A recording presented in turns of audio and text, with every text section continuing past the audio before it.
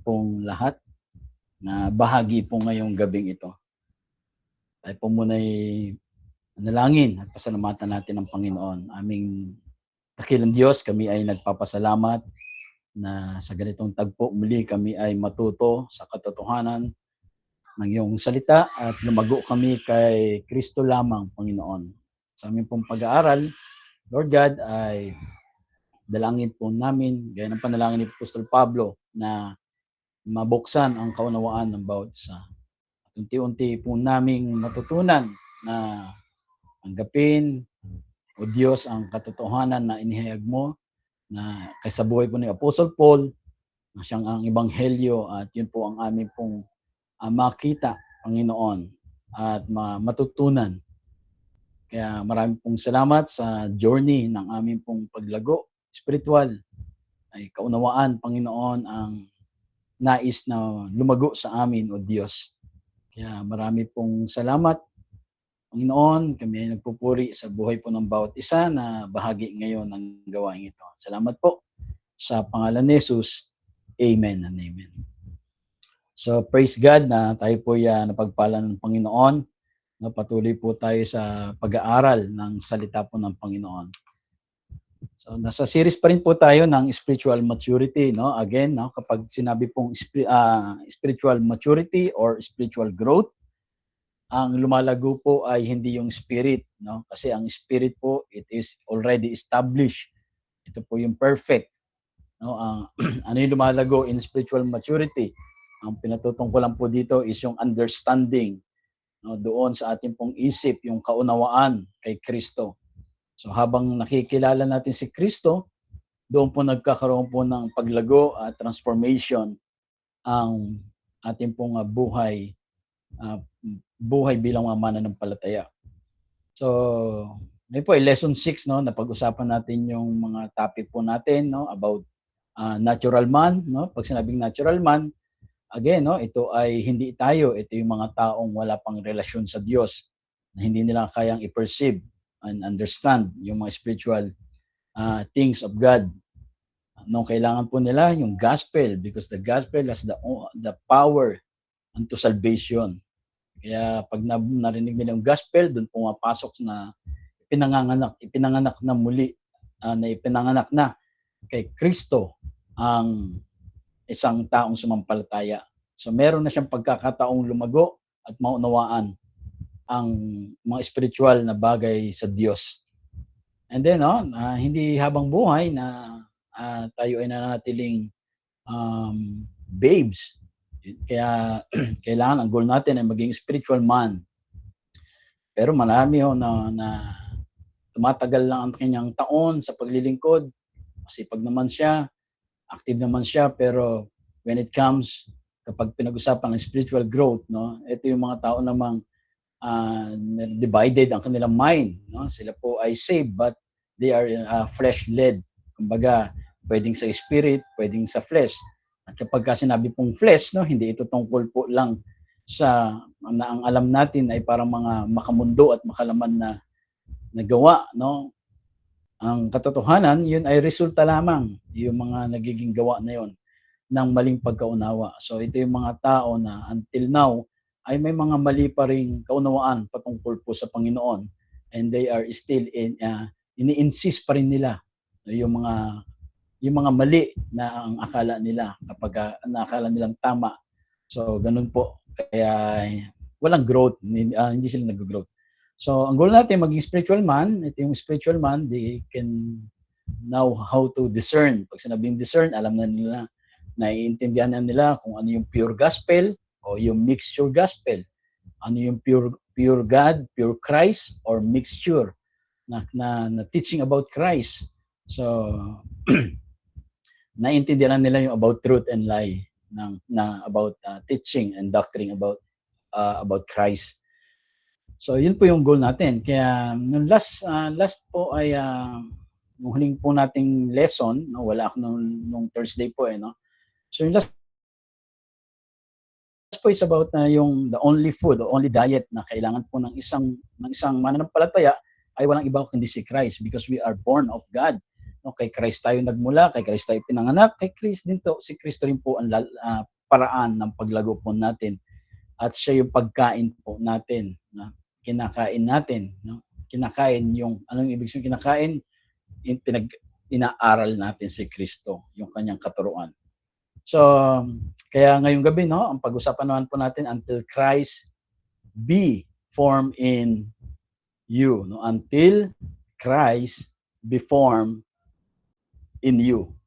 No, kung si Kristo ay nasa atin na, bakit kaya sinabi ni Pablo, no? Bakit sinabi ni Pablo na hanggang si Kristo ay maging ganap o maging buo sa inyo? So ito yung tanong na kailangang mabigyan ng linaw. Na kung ang believer ay tunay na kay Kristo at si Kristo ay nasa kanya, so, hindi maaring ang ibig sabihin ay kulang pa si Kristo. Kaya kailangan nating alamin kung ano talaga ang ibig sabihin ni Pablo sa salitang form. Na kung kumpleto na ang finished work ni Christ, ni Kristo, ano ang kailangang mabuo or maging ganap sa atin? Kung tapos na ang ginawa ni Kristo, hindi natin maaring ipalagay na may bahagi pa sa kanyang ginawa na kailangan nating idagdag para maging complete ang ating kaligtasan. Kaya ang tao ay hindi tungkol sa ano pa ang kulang kay Kristo, kundi ano yung tinutukoy ni Pablo na kailangang ma-form sa believer. Again, no? Another question, kung mayroon na tayo kung tayo po ay na kay Kristo na, posible bang hindi pa ito fully formed sa ating understanding? Maaaring mayroon na ang isang tao, ngunit hindi pa niya lubos na nauunawaan na mayroon na siya. Maaaring mayroon sa isang mananampalataya pero hindi niya lubos na nauunawaan. Because possession can be present. No? But yung understanding, while understanding is still developing, baka yun naman yung tinutukoy doon. No? Yung possession in Christ, nandoon na, pero yung understanding, yung kailangan ma-develop. Kaya mahalaga pong makita natin yung difference po ng what we already have in Christ, kung ano bang meron na tayo kay Kristo, and what we already understand about what we have in Christ. No? Magkaiba po yun. No? Yung alam natin kung anong alam natin yung bagay na meron tayo kay Kristo, pero ano po yung mga bagay na kailangan nating maintindihan about yung bagay na meron tayo kay Kristo. So ang Christ be formed in you, no? Until Christ be formed in you ba ay tungkol sa pagiging kumpleto kay Kristo o pagkakaroon ng tamang understanding tungkol kay Kristo?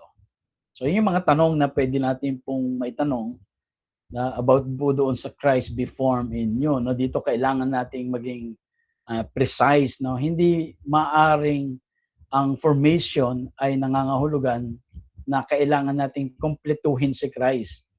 Kaya ang focus ay maaring nasa paraan kung paano yung reality of Christ ay ma-establish, maunawaan at ma-express po ng believer.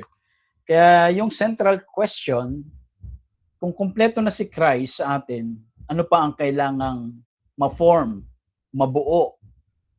Si Kristo ba o ang ating pagkaunawa sa kung sino tayo kay Kristo? So that is the question. Kung complete na si Christ sa atin, ano pa ang kailangang buuin? Kasi sabi ko na, until Christ be formed in you. Si Kristo ba ang kailangang buuin o yung ating understanding kung sino tayo kay Christ? So dito po, ito yung magiging foundation po ng ating lesson ngayong araw pong ito. Tayo po ay hindi na natin hihintay na maging mas complete si Christ sa atin. Dahil ang pinag-uusapan po natin ay kung paano yung reality of Christ, yung reality natin kay Christ becomes increasingly understood. Paano ito lalago at maunawaan natin at ma-establish tayo. So tuloy po tayo ang ating pong foundation ng ating pong verse. Ay, sabing ganoon, Galatians chapter 4 verse 19. My little children, of whom I travail in birth again, until Christ be formed in you. So mga anak ko, sabi ganoon, Dahil sa inyo'y minsan pa akong nagdaranas. Ito yung ginamit po ni Paul, no? Dahil minsan pa akong nagdaranas ng hirap tulad ng babaeng nanganganak. Hanggang sa ganap na mabuo si Kristo sa inyo, no? Hanggang sa ganap na mabuo si Kristo sa inyo. So yun po yung pag-uusapan natin, no? Marahil po, no, alam na there are things that you may know but they are not yet formed in your understanding. No, anong ibig sabihin, no? Alam mo yung isang doctrine, no, alam mo yung isang bagay, pwedeng alam mo siya, pero hindi pa ito na-form, no, doon sa understanding na meron ka. Example, alam mo isang doctrine pero hindi pa ito yung nagiging lens kung paano mo titingnan yung sarili mo. Alam mo ang grace, alam mo ang biyaya ng Panginoon, pero kapag may failure ka, nandun yung condemnation pa rin, yung unang pumapasok sa isip mo. No, alam mo, but they are not yet formed. Alam mo na righteous ka in Christ, pero ang identity mo ay nakabase pa rin based on performance. Ng pagiging righteousness natin ay based on what are we doing. So, alam mo yung righteousness, but they are not yet formed. Alam mo na accepted ka na, pero ang relationship mo sa Diyos, para bang kailangan mo pa rin patunayan ang worth mo sa God. So, there is difference between you knowing a truth and having that truth formed in you. Magkaiba po yung alam mo lang compare po doon sa yung alam mong yon ay inaalaw mo na i-shape ka at maging buhay mo. So ito yung dahilan kung bakit napakalalim ng sinabi ni Paul, no, until Christ be formed in you.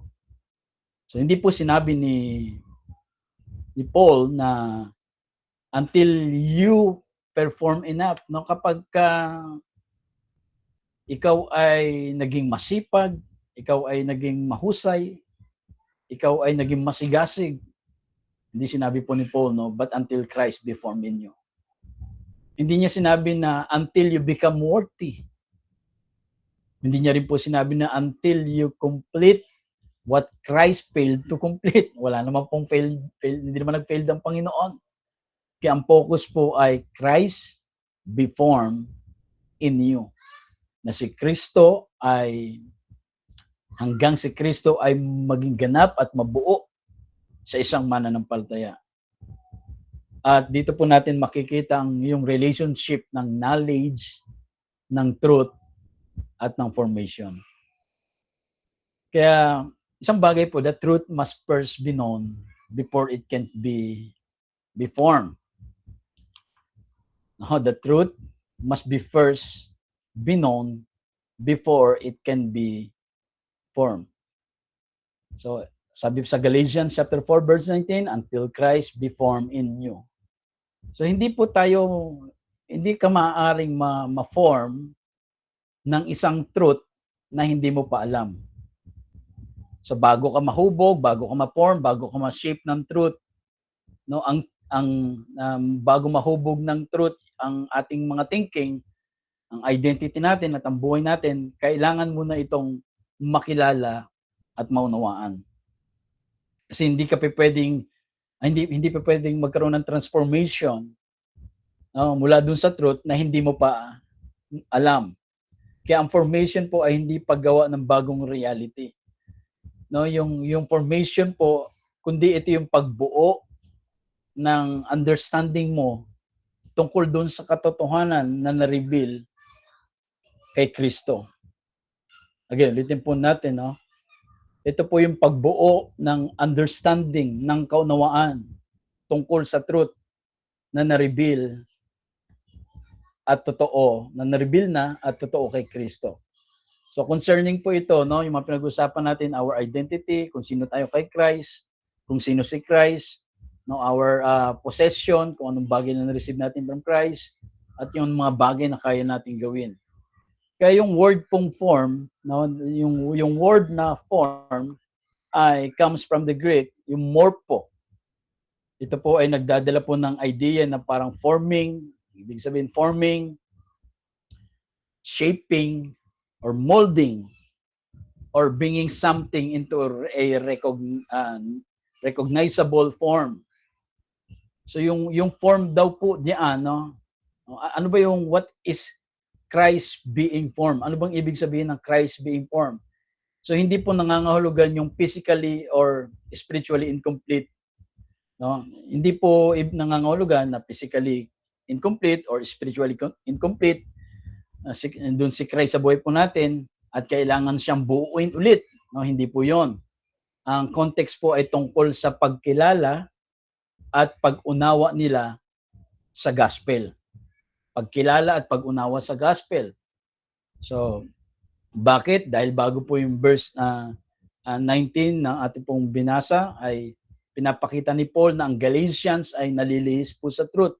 So yung word pong form, no, ay nagdadala po ng ibig sabihin na is-shape, i-mold, or bringing something, dinadala yung isang bagay doon sa recognizable form, nakikita. No, bakit binanggit po yan? Before po yung verse 19, no, ipinakita po ni Paul na ang Galatians po ay nalilihis sa truth. Kaya pag sinabi pong form, what is Christ being, ano bang ibig sabihin ng Christ being formed? No, hindi ibig sabihin kulang si Christ. Hindi rin ibig sabihin may kulang tayo physically. Ang kulang po ay yung understanding at pagkaunawa sa gospel. Dahil ang problema po ng Galatians, before yung verse 19, ay pinakikita po na sila po ay nalilihis sa truth. No, nalilihis sa truth, but still sila po ay na kay Christ, but nalilihis po sila sa katotohanan. Galatians chapter 4 verse 9. But now, after, tingnan nyo ha, no? After that you have known God, how turn you again to the weak and beggarly elements? Sa Tagalog, ano pong ang sabi po doon sa Tagalog? Ngunit ngayon, no, nakilala na ninyo ang Diyos, bakit ibig ninyong muling maging alipin nila? No, ito po ay katotohanan even in our times, no, sa panahon po natin na sila po ay nakilala na nila ang Panginoon, pero they are going back sa pagiging alipin, no? Yung pagiging alipin. So hindi nila nakikita yung pagiging anak, but they are going back as servant. No, nagiging alipin pa rin, nagiging slave. So another verse, ang sabi pong ganon, tignan po muna natin yung kalagayan po, no, bago yung verse 19. Ito po yung binabanggit ni Paul.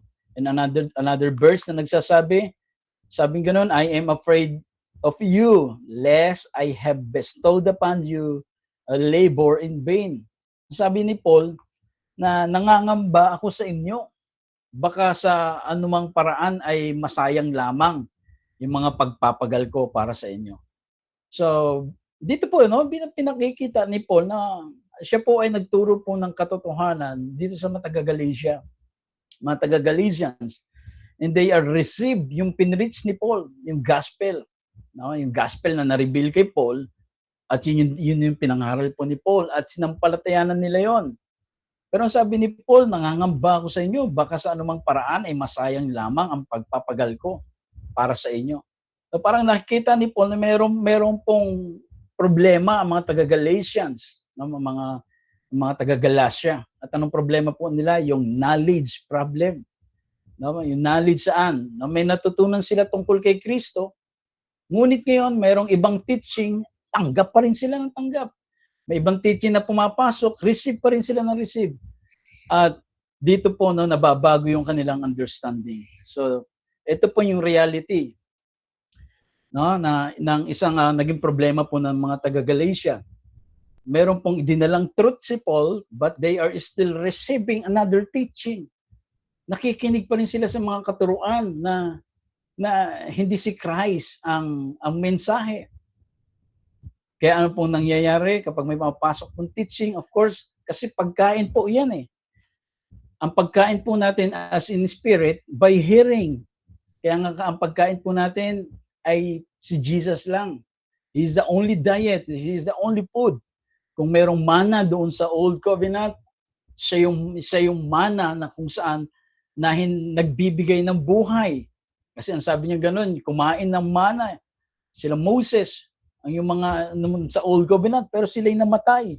Pero yung mana na dala niya ay buhay.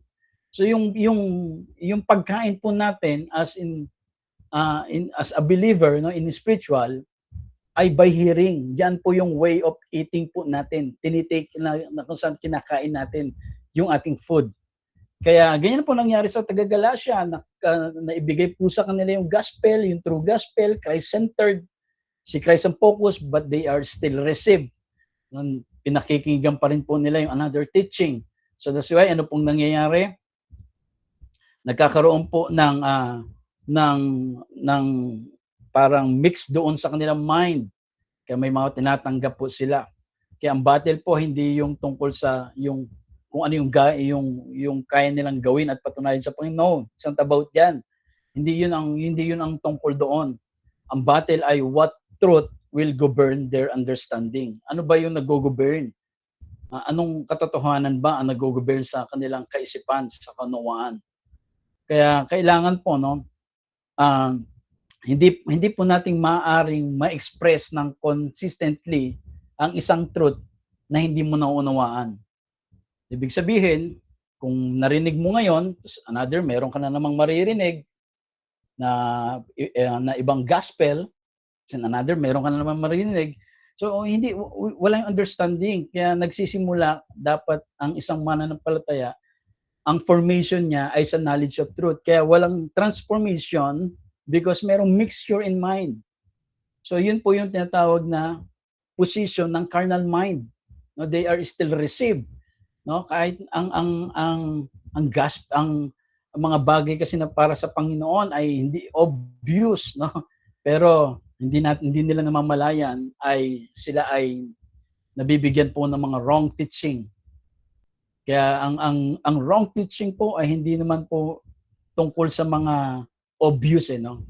It's all about Christ din pero may mga nadi-distort, no. Yan may kita po na mamaya yung mga pinag-uusapan po natin. Because wrong knowledge nagpo-produce po ng wrong formation. So yan po ang isang bagay na realidad, no. Galatians chapter 3 verse 3. Kita nyo binanggit ni Paul. Talagang hindi nga kayo makaintindi. Nagsimula kayo bilang mananampalataya sa pamamagitan ng kapangyarihan ng Espiritu. Bakit ngayon pinipilit ninyong magpakabanal sa pamamagitan ng sarili nyong pagsisikap? Ito po yung sitwasyon po nila noon. Another version, nagsimula na kayo sa biyaya ng Panginoon. Pero ngayon, gumagawa kayo, nagpapakabanal kayo sa pamamagitan ng kautusan, sa pamamagitan ng sarili nyong pagsisikap, sabi sa Galatians chapter 3. So hanggang ngayon ba totoo ito sa buhay ng mga mananampalataya? Yes. Kaya nagpo-produce po ng wrong formation. No, hindi sila natatransform doon sa bagay na kailangan ma-shape, ma-form ang isang mananampalataya. Kaya hanggang ngayon may mga mixture understanding sa kanilang about gospel, no? Na mixture yung nature ng God, dual character ng God, pwedeng mabait siya, pwedeng hindi. Pwedeng nagbibigay ng buhay, pwedeng kamatayan, yung mga ganon. Kaya yung wrong knowledge po nagpo-produce po ng wrong formation. Ito ang isa sa pinakamahalagang bahagi sa Galatians. May mga tao pong sincere, no? May sincere sa pangangaral, may sincere sa pananampalataya, merong religious activity, hindi mo matawaran.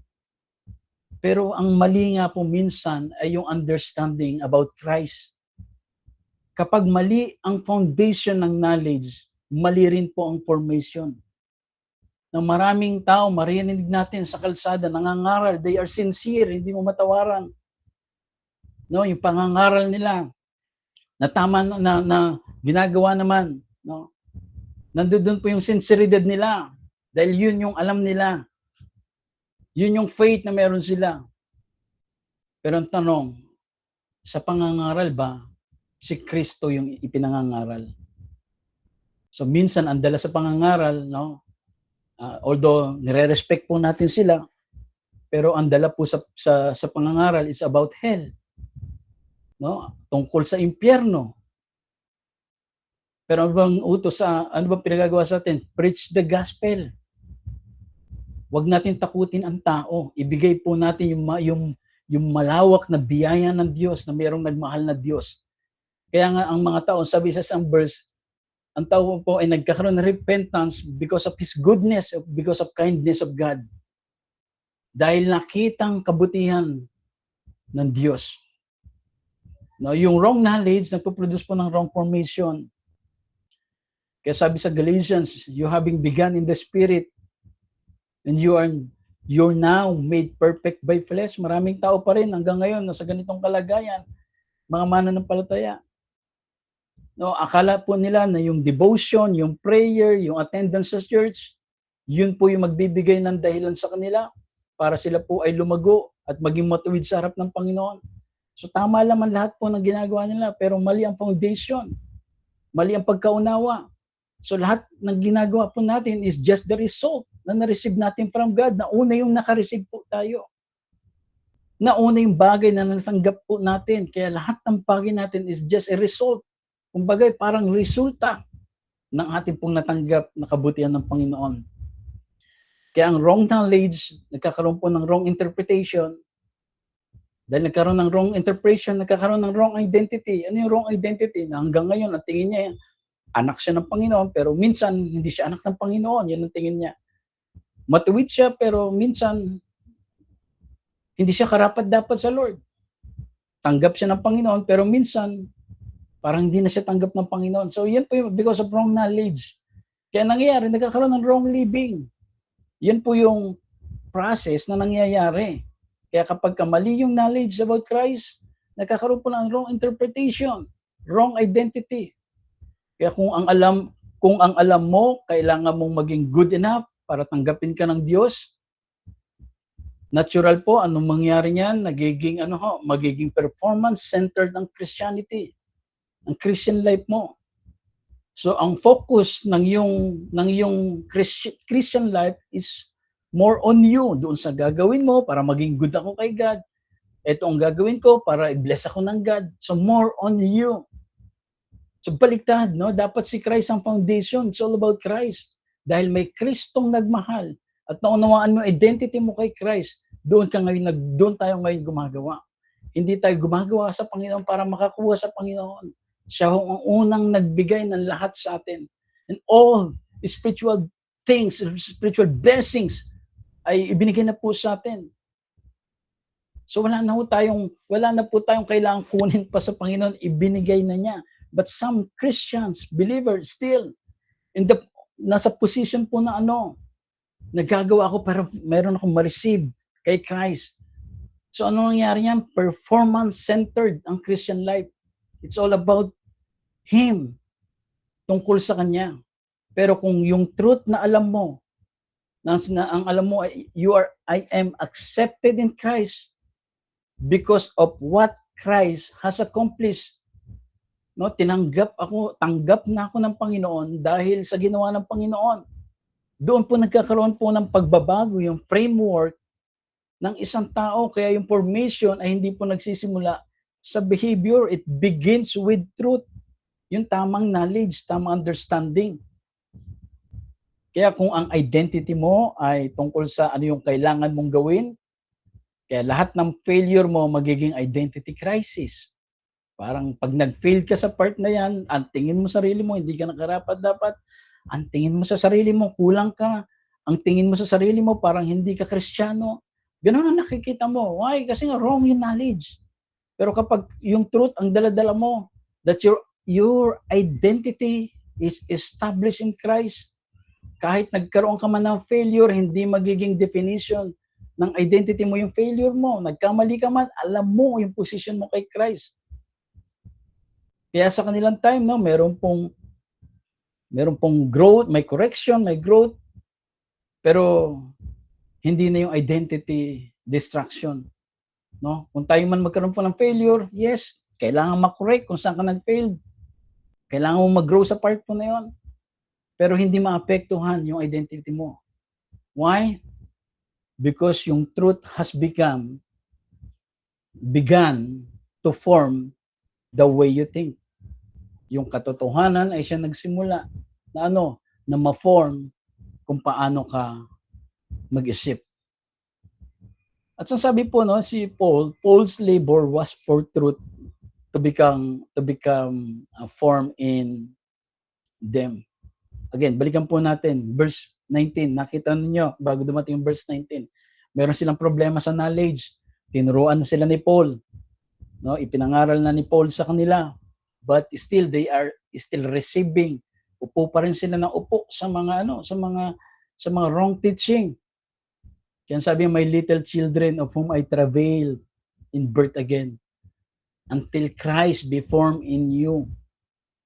Ito po yung reason kung bakit ginamit ni Paul, no? Ang sabi niya, para kung yung sakit na dala niya, yung na nararamdaman niya ay yung parang manganganak. Yung manganganak po, no? Kaya yung panganganak po ay meron pong connection doon sa pain. Bakit yung panganganak? Bakit childbirth? Because Paul is describing yung something na intense. Meron siyang pinakikita na intense. Hindi lang po yung concern lang meron si Paul. Hindi lang to ordinary na concern ni Paul. Kundi yung gusto niyang makita sa mga mananampalataya na ipinaharal ko na sa inyo, itinuro ko na sa inyo, inilatag ko na sa inyo yung identity nyo, inilatag ko na yung true gospel, ibinigay ko na sa inyo kung sino kayo kay Christ, yung revelation from Christ. Kaya nais ni Paul, makita ko naman. Parang gano'n, na makita niya na yung mga pangaral na yun ay ma-form. Makita na nila na tumayo itong mga taga-Galatia na ang kanilang pagiging righteousness is not based on law, not based on the performance. Ito ay ni-receive from God. It's a gift from God. Pero hindi po sinabi ni Paul na sana maintindihan nila. Hindi po. Na ang picture po doon, he is deeply concerned. Talagang yung concern niya ay hindi lang normal, ordinary concern. Yung lalim na concern niya hanggang sa yung truth of Christ is fully established dun sa Galatians. At ganoon din po sa buhay po natin. No, kung ganoon po si Paul ay meron pong ganong damdamin, of course, no, nais po natin din na makita na tayo, na mga umuupo, nakikinig about the knowledge of Christ, na maunawaan natin, maintindihan natin, matutunan na natin na piliin yung mga uupuan natin, pakikinggan natin. Kung hindi si Christ ang centered, it is another gospel. Yun po yung sinabi ni Paul. At yun mamaya makikita po natin. Pansinin po natin, sabi nga, I travail in birth again. Bakit birth again? Oh, bakit? Ito na naman. Because why? Kasi meron ng previous labor. Ibig sabihin, na ituro ko na sa iyo, may previous teaching na, may previous gospel proclamation na ibigay na sa inyo. Ngunit ngayon, kailangan niyang magsalita muli dahil ang understanding nila ay naapektuhan ng ibang message. So yun lagi ang panalangin ni Paul na mabuksan ang kanilang kaunawaan. Hindi ibig sabihin wala at hindi ibinigay pa ng Panginoon. No, nasa kanila na. Pero ang kailangan lang ay mabuksan. Mabuksan yung mga kaisipan po nila.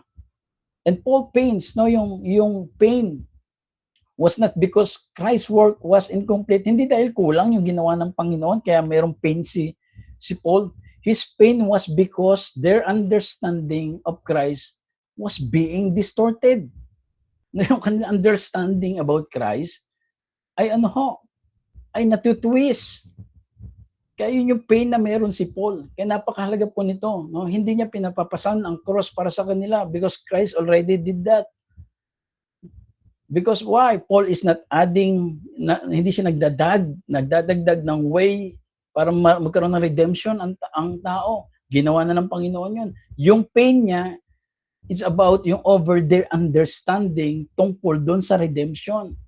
Kaya yung kanilang at yung kanilang pagkaunawa. So yun yung pain ni Paul, doon po yung damdamin ni Paul na talagang nasasaktan, na parang nahihirapan. No, nahihirapan po si Paul yung kanyang damdamin kasi bakit nakikita niya yung mga taga Galacia na parang tinuro ko na sa inyo bakit hanggang ngayon nakikinig pa rin kayo ng mga sabi nga may mga maling katuroang dumarating na tinatanggap ninyo. So that's Paul's pain. Na parang ang sabi niya, kinumpara niya, parang sa isang manganganak. Yung sakit. Bakit yung parang manganganak? Kasi yung sakit ng panganganak, no, parang yun yung bagay na pinakikita niya yung kanyang kaseryosohan, kanyang kasinsiran, na itong mga kausap niya ay maunawaan about yung Christ, knowledge of Christ. Maintindihan nila yung Christ message, yung Christ, yung pure gospel, hindi yung mixture gospel. No, yung mixture gospel meron kang ina-add, pero sa pure wala kang i-add. You need to accept what Christ has already finished on the cross. Kung ano yung tinapos ni Jesus sa cross, yun yung nilalakaran, yun yung tinatanggap.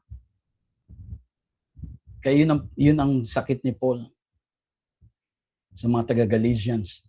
Sabi niya, nagsimula na kayo sa biyaya, pero sinisikap niyo pa rin makuha ang katuwiran based doon sa inyong self-effort.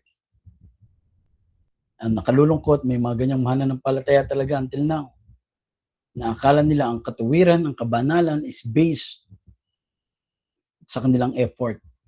Na kahit na tayo po, anong gawin po natin, hindi natin kaya maging banal. Pero salamat sa gospel, salamat sa biyaya ng Panginoon. No, yung kabanalan ng Panginoon ay ibinigay po sa atin. Hindi dahil sa ginawa po natin.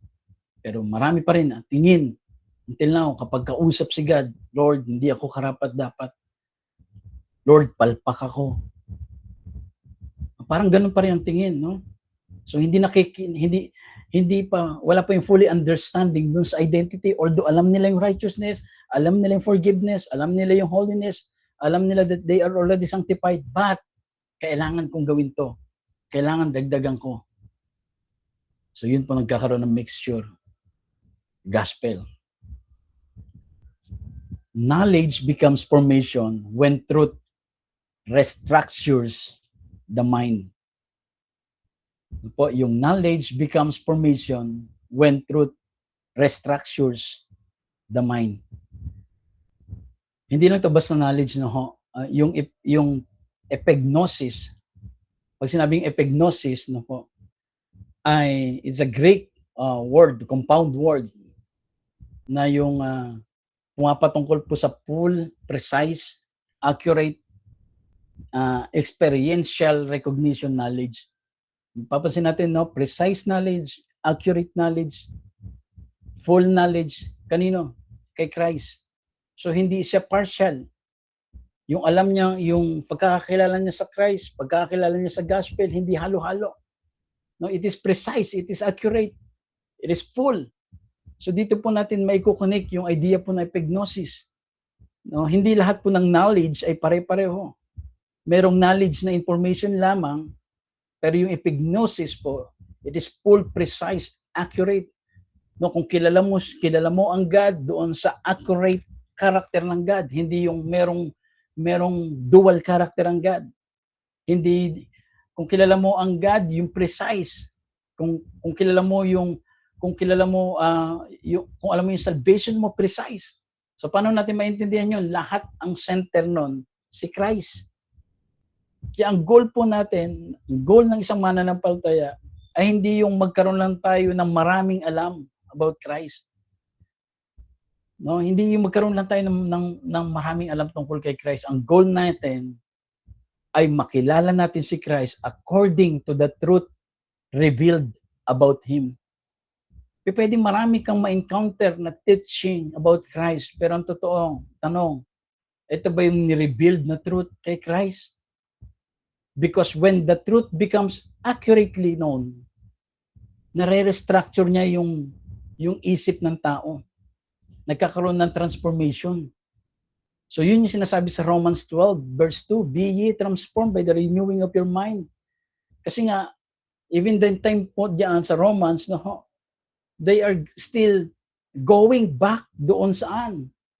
Sa self-effort ng kanilang righteousness, yung mga identity nila. Kaya sabi nga noon, magbago na kayo ng isip, hindi na dapat diyan. Saan? Kay Kristo dapat.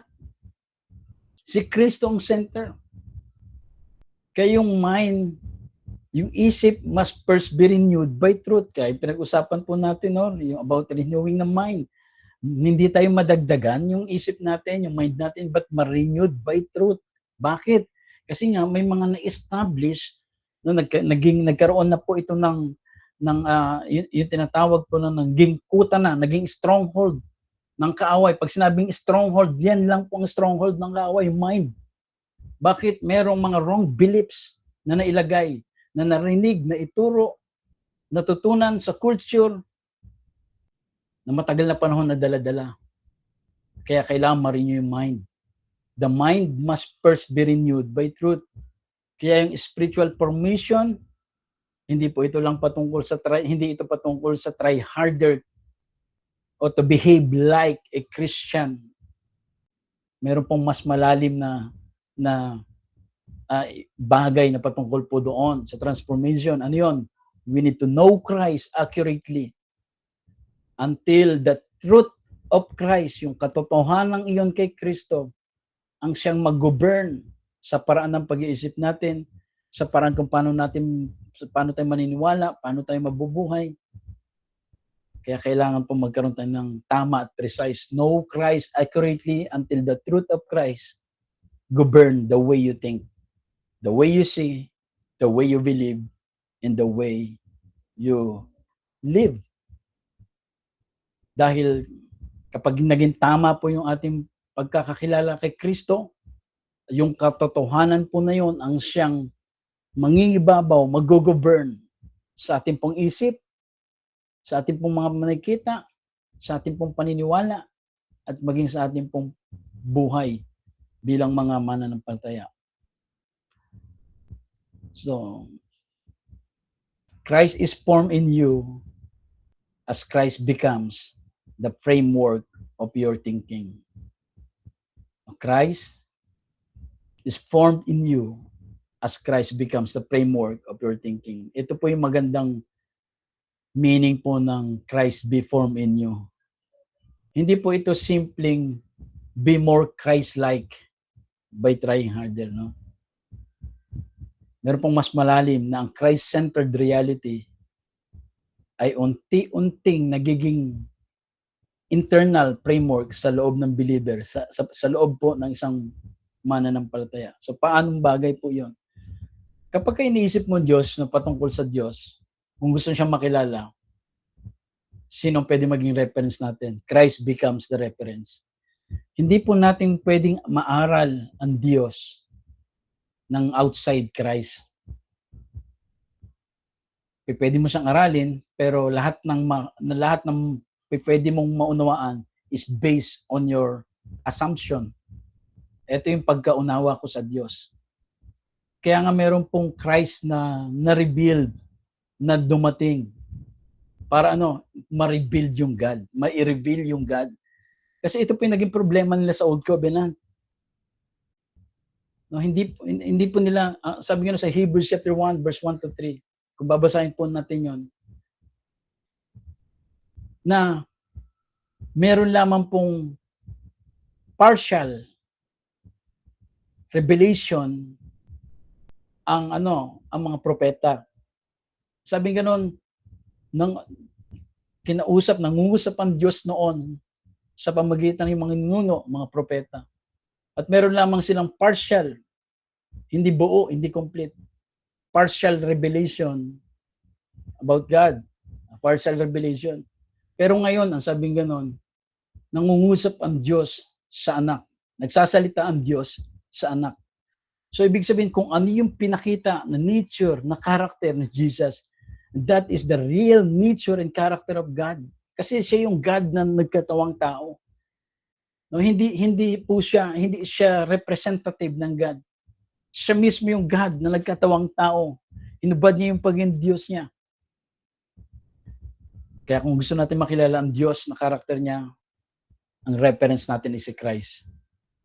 Kapag iniisip mo yung righteousness mo, hindi dahil sa ginagawa mo, ang maging reference natin ay si Christ. Kapag iniisip mo yung acceptance mo, hindi dahil din sa ginagawa natin, ang reference na Christ becomes our reference. Kapag iniisip natin yung identity natin, Christ becomes our reference. Kapag iniisip mo yung salvation mo, Christ becomes our reference. Maraming siguro, baka hanggang ngayon, may mga naniniwala pa na pagdating ng panahon, siya'y bibitaw sa Panginoon. Ang kay Kristo na po ay hindi ho mabibitaw na dahil ang nakahawak po sa atin ay yung Panginoon. Dahil siya ang gumawa. Tayo po ay sumampalataya sa ginawa niya. Kaya pag iniisip mo yung suffering, Christ becomes the reference. Kapag iniisip mo yung future mo, Christ becomes our reference. So doon po nagkakaroon po, na-form sa atin si Christ, becomes the framework of our thinking. Na kung ano man ang sitwasyon mo, si Christ ang maging reference natin. So ibig sabihin, ano bang gagawin ni Christ sa ganitong sitwasyon? O ano yung ginawa na ni Christ sa ganitong kalagayan? Ang Diyos ba ay nahuhuli? Hindi. Nauna nang gumawa po ang Panginoon. Kaya kailangan makilala natin si Kristo. Kung gusto po nating lumago, mag-mature spiritually, si Christ po ang hanapin natin. Si Christ po ang pag-usapan natin. Si Christ po ang maging foundation because He is the foundation. Ang sabi ganun, nailatag ng lahat. Niya lang po, iba-iba kasi yung paraan na hinahanap kung saan-saan po. Minsan namamana ng palataya. At yun yung naging problema ng mga taga-Galatians. Kaya si Paul, parang yung sakit ng panganganak, yun gano'n niya inilarawan, na gusto niya makita, ma-form, until Christ be formed in you. Na hindi lang nila alam, kundi maging form nila. Ito yun, no? Parang maging reference, si Christ ang maging centered. Ang formation po is when truth moves from information to conviction. Hindi mo lang ngayon alam. Ito na yung ngayon ngayon, ginagawa mo na siya. Hindi lang yung alam ko na ngayon. Ngayon alam ko na. Hindi mo lang alam, dapat kailangan ma-establish sa atin. Maging pundasyon natin. Halimbawa, alam mo na there is no condemnation to them which are in Christ Jesus. Wala nang condemnation kay Jesus. Pero kapag nagkamali tayo, minsan parang siguro, tinatanong natin, siguro galit ang Diyos sa akin, siguro pinapalo ako ng Panginoon. Siguro sinusubok ako ng Panginoon. So nagkakaroon po ng dual character ang God. Hindi precise. Paano natin makikilala ang Panginoon? Through Christ. Si Kristo po ang revelation ng God. Hindi natin pwedeng pag-aralan ang salvation outside Christ because He is the soter. Siya yung Savior. Kaya dapat si Christ ang foundation kapag pinag-aaralan ng salvation. Si Christ ang pinag-aaralan pagka pinag-uusapan ng Holy Spirit. Bakit? Kasi ang sabi gano'n, walang ibang sasabihin ang Banal na Espiritu liban patungkol lamang po sa Panginoong Jesucristo. So yun po yun. Formation is when truth moves from information to conviction. Hindi mo lang ngayon alam. Ngayon ay ini-establish mo na. Nagiging buhay mo na. So yung no dun sa verse, but the truth has not yet become form in your thinking. Yung information, nandun yung information, pero yung framework is still yung old. Kaya this is why yung knowledge must become established knowledge. Hindi sapat na may verse kang memorize. Hindi po sapat na meron kang marami kang alam. Ang katotohanan po, ang isang interpretation kung ano po yung nauunawaan natin at ano yung reality po natin kay Christ. Marami tayong alam, pero ang tanong, dun sa mga verse na alam natin, Tama ba yung pagkaunawa natin? Tama ba yung pagkakaintindi natin?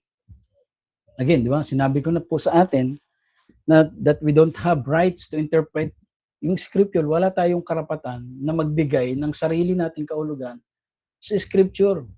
Kasi bakit? Meron na po siyang original, meron na po siyang kahulugan, may meaning na po siya based po dun sa author. Kaya tuwing tayo po, no, kung aaralin natin, magde-devotion tayo, make sure na hindi ito yung bagay na parang inilagay mo doon, ito yung natutunan mo. So hindi, kailangan aralin mo. Aralin natin ang tama.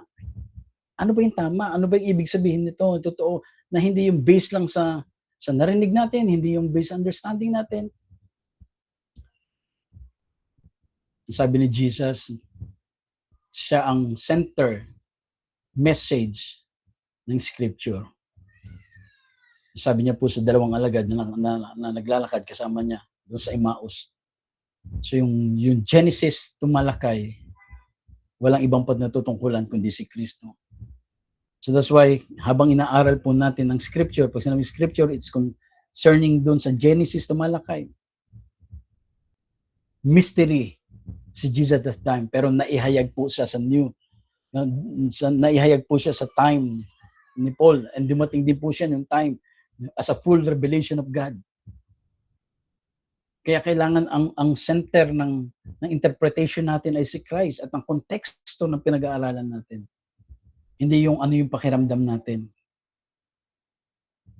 Pwedeng may alam tayo, pero ang tanong, tama ba yung alam po natin? Kaya hindi lang basta knowledge, dapat po epignosis, right, precise knowledge, hanggang sa ma-form.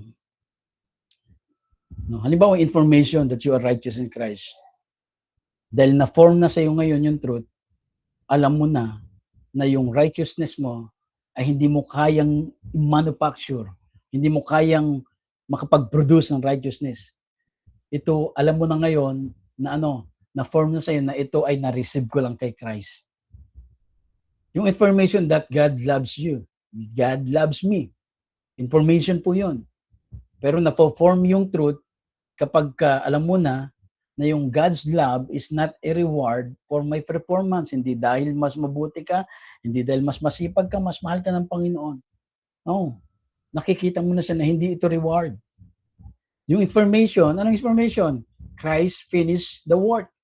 Meron ng Kristong ipinako, inilibing at muling nabuhay. Yun ay information.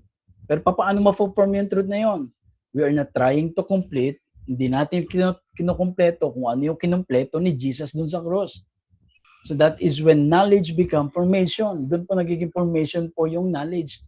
Hindi lang siya information, kundi nagiging na-form sa atin. Na yung finished work na tinapos na gawa ng Panginoon. Meron po siyang ginawa dun sa cross. Hindi lang siya basta namatay. Hindi lang niya basta binayaran yung ating mga kasalanan. Nagkaroon po ng changes, ng exchange. Yung isang matuwid, kinuha yung kasalanan, naging kasalanan. Hindi siya na sinabing nagkasala. Naging, kung mapapansin nyo yun, no? Naging kasalanan. So yun po yung dinala niya. At yun yung pinatay. Kasama pong inilibing. Nawa po, nasusundan po natin mga kapatid.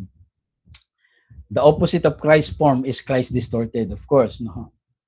Kapag hindi mapo-form si Christ, madidistort po si Christ. Ito yung sinasabi ni Paul sa Galatians. Ako ay namamangha sa kaparaanan kung bakit napakadali ninyong lumayo mula sa tumawag sa inyo sa biyaya ni Kristo. Patungo sa kakaibang uri ng Ebanghelyo. Sabi ni Paul, no?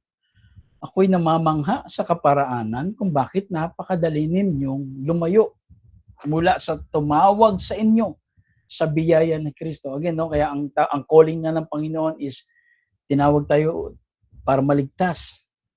And that's the calling ng Panginoon sa ating lahat. Yun po yung calling. Pero ngayon, no, sabing ganon, lumalayo sila. Anong ibig sabihin ng lumalayo? Lumalayo ba sila kay Christ? No, hindi kay Christ. Tinatanggap nila yung another gospel. Kakaibang uri ng ebanghelyo. Ano yung kakaibang uri ng ebanghelyo? Hindi si Kristo ang sentro. Kundi ano? Yung bagay na ginagawa nila. Ang sentro ay hindi si Christ. So there's another gospel, another Jesus, and another spirit. Sabi po ni Paul. Kaya ang opposite po, no, ng form is Christ.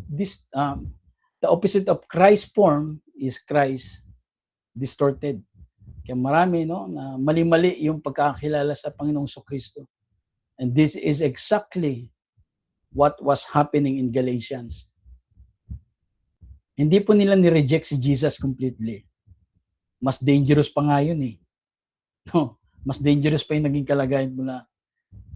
They are attempting to add another system to Christ. Nagdadagdag sila ng another system kay Kristo. Para maligtas ka, ganito ang gawin mo. No, merong Christ plus law, Christ plus flesh, Christ plus human qualification. Kaya sabi ni Paul, wag. Because adding something to Christ, nababago po yung message about Christ. Tandaan po ninyo yan. Kapag nadagdagan, kahit konti, ang Kristo, nababago po yung message about Christ. Kasi kailangan pure, exact. So that's why Paul is so aggressive in Galatians. Kaya gano'n na lang ka-agresibo si Paul na kailangan ma-form si Christ. Mabuksan ang kanilang understanding. Tinawag niya another gospel changes their understanding of Christ. Kaya dahil po diyan, napaka-importante ng accuracy about Christ. Because yung distorted gospel nagpo-produce po ng distorted Christ sa mga mananampalataya at sa mga unawa nila. And distorted Christ produces distorted Christian experience. Hindi nila ma-enjoy yung relationship kay God. That every time magkakasakit sila, sinasabi nila, tinuturuan sila ng God. Sinong Jesus yon? Is that Jesus? Ayan ba si Jesus talaga? Tuwing magkakaproblema ka, may tinuturo si Jesus sa'yo? Yun ba yung paraan ng pagtuturo ng Panginoon? Ang pagtuturo ng Panginoon is teaching dun sa kanyang knowledge of Christ. Napaka-importante po niyan.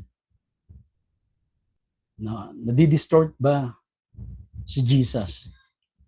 Yes, kapag mali po at nadadagdagan ang mensahe tungkol kay Jesus. So the purpose of knowledge is not information. It is Christ form living. So bakit kailangan natin makilala si Kristo ng lubos? Yung truth about Christ. Hindi para magkaroon ng information. Para ma-shape, ma-form yung buhay po natin. Paul prays that they may be filled with the knowledge of His will in all wisdom, in all spiritual understanding. Bakit na po? That ye might walk worthy of the Lord. Bakit? Kasi ito po yung foundation para lumakad tayo ng tama sa harapan po ng Panginoon. Na mabuksan, ma-filled with knowledge of His will in all wisdom and spiritual understanding. So saan natin makikita yung wisdom in all understanding? No? Yung knowledge, wisdom in all understanding. Ang source po niyan si Christ.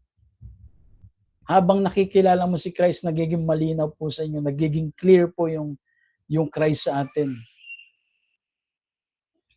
True knowledge produces transformation. Kaya meron pong connection na tama, nagkakaroon ng tamang kaunawaan doon sa pamumuhay. Una po, magkaroon ng tamang understanding, ng knowledge, tamang unawa, at nagiging buhay po natin. That ye may walk worthy of the Lord. Kaya kung tama ang understanding mo kay Kristo, eventually maapektuhan nito yung identity, decisions, relationships, attitudes, yung mga responses natin sa mga situation natin.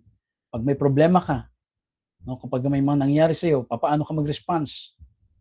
Yung confidence, yung obedience, yung spiritual maturity. Si Kristo po ang siyang source natin.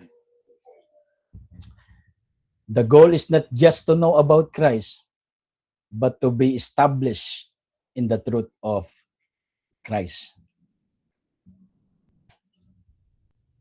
Sabi pong sa verse, no? Ephesians 4:13, till we all come in unity of faith.